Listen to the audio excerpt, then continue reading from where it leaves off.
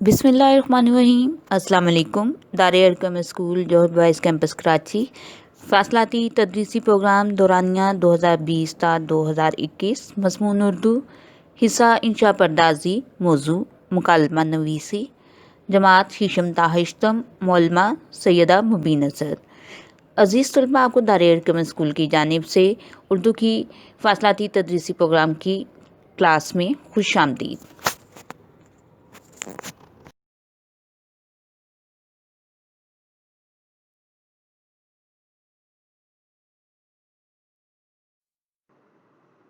मुकालमा नवीसी। मुकालमा, जिसे अंग्रेज़ी में डायलॉग कहते हैं, ज़ुबानदानी की एक नहायत अहम मगर दिलचस्प सिंफ है। इसके लफ्ज़ी मानी है हम कलाम होना। इस्तिलाह में दो आदमियों के आपस में बातचीत करने का नाम मुकालमा है। बाज़-औक़ात मुकालमे में दो से ज़्यादा अफ़राद भी शरीक होते हैं और हर शख्स अपनी बारी पर दूसरे साथियों के साथ सवाल व जवाब करता है।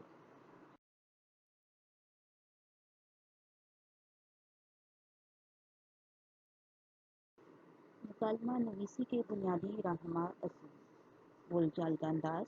मुकालमा चूँकि बोलने या कलाम करने का नाम है, इसलिए इसे तहरीर में लाते वक्त बोलचाल का अंदाज इख्तियार किया जाए और इसे किताबी ज़ुबान में ना लिखा जाए।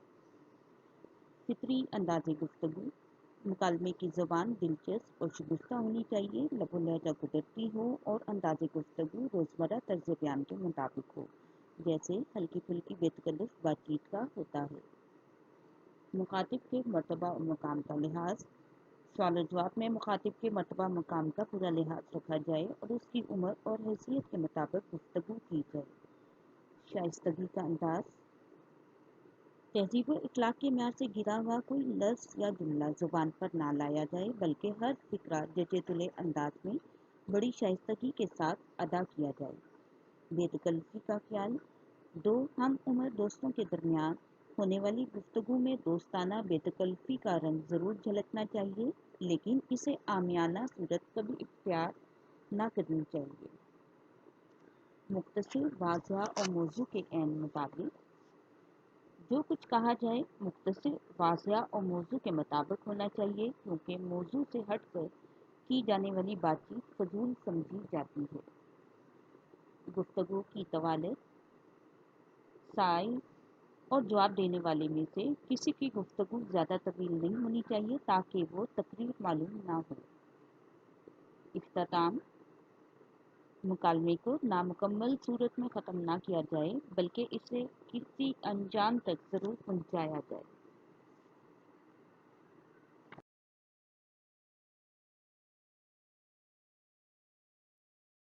अज़ीज़ तलबा, अब आपको रमूज़ व अकाफ़ की तारीफ़ और मफ़हूम के बारे में आगाही दी जा रही है। रमूज़ रम्ज़ की जमा है, जिसके मानी इशारात, अलामात, निशानात या भेद के हैं। औकाफ़ वक़्फ़ की जमा है, जिसके मानी है ठहराव, तवक्कुफ़, रुकना, ठहरना, यानी इबारत में मफ़हूम की वज़ाहत के लिए मुनासिब जगह पर रुकना। रमूज़ अकाफ़ के लफ्ज़ी मानी है रुकने की अलामतें, इशारों पर ठहरना या अलामत के ज़रिए रुकना।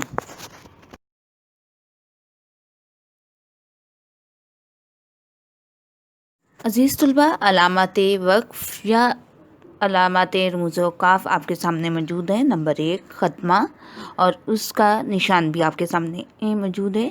नंबर 2 सक्ता, नंबर 3 वावेन, नंबर 4 वक्फ़ा, नंबर 5 इस्तिफ़हामिया अलामत और नंबर 6 फ़जाइया अलामत या इसे नदाइया अलामत भी कहा जाता है।